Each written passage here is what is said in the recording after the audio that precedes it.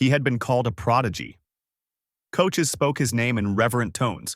Newspapers printed his face beside the words "future champion," and fans pinned their hopes to his lean frame and relentless speed. From the time he was a boy, his body seemed designed for victory. He lived for the rhythm of his heart pounding as his legs carried him farther, faster, closer to glory.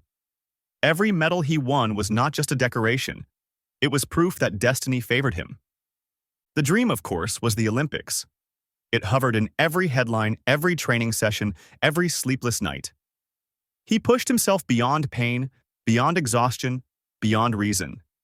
Injuries were hidden with tape, fatigue drowned with determination. When the national team called, he felt the world unfold at his feet.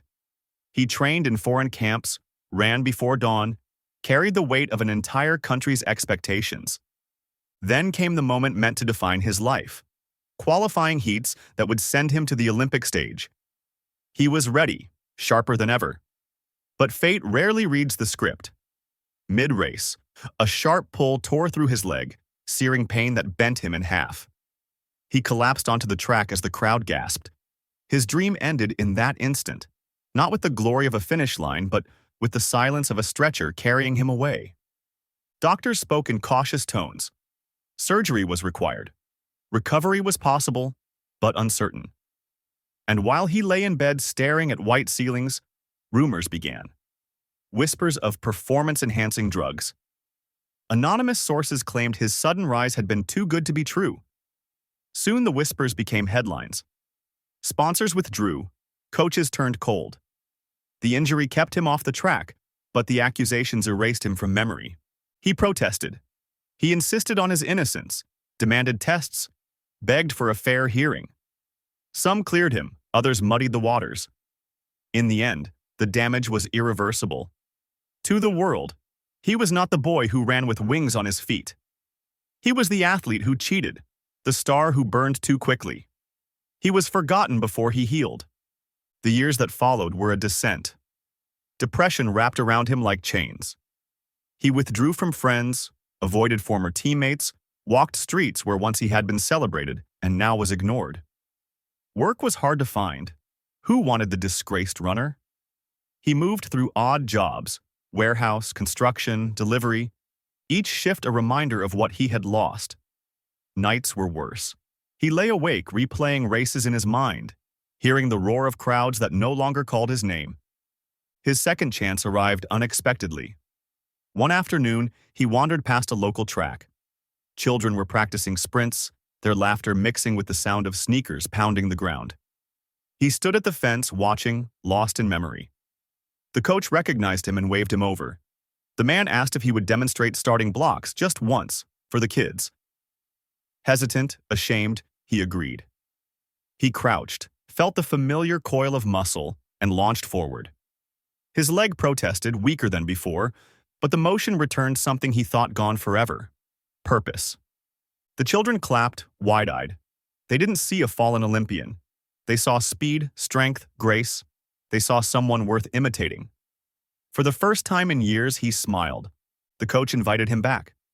Soon, he was helping regularly, teaching form, explaining discipline, encouraging effort.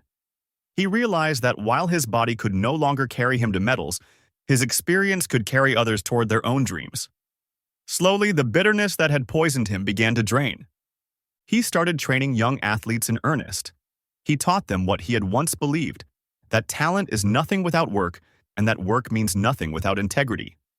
He spoke openly about his injury, about the false accusations, about the danger of shortcuts and the cruelty of rumor. His students listened, not with pity, but with respect. They saw a man who had fallen and chosen to rise again in a different way. Over time, his program grew. Children from poor neighborhoods found their way to his track. Some had never owned running shoes, yet they ran with fire. He raised funds, begged for donations, stitched together resources. He trained them not only to sprint, but to believe in themselves. A few went on to national competitions. One even qualified for international meets. Each success felt like a medal on his chest, brighter than anything he might have worn years before. He still lives with the scar of his fall. The injury aches on cold mornings, and the whispers of his supposed guilt never fully vanish. But he no longer lets them define him. He knows the truth, that he did not cheat, that his body failed but his spirit endured. He knows, too, that his worth is not in the headlines he once chased, but in the footsteps of the children who now run because he showed them how. At the edge of the track, when the sun dips low and training ends, he sometimes looks out and imagines the stadiums he never reached. He feels the phantom roar of the Olympic crowd. And then he turns back to the voices that matter. The laughter of kids packing their bags, the thanks of parents who see their children growing stronger, the quiet pride in knowing he has built something lasting. He will never be the champion the world once promised. But he has become something greater, a guide, a mentor, a man who transformed disgrace into devotion. The Forgotten Olympian is forgotten no longer. He lives on in every stride of those who follow, carrying his second chance with every breath.